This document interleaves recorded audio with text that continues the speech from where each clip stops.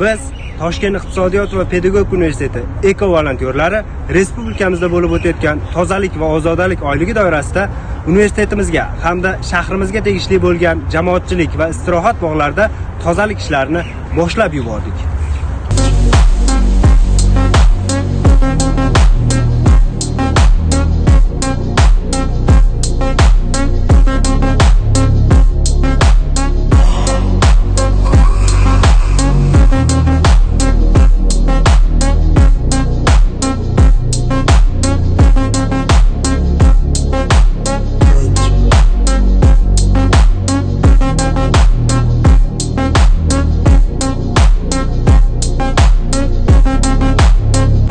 Biz Toshkent iqtisodiyot va pedagogika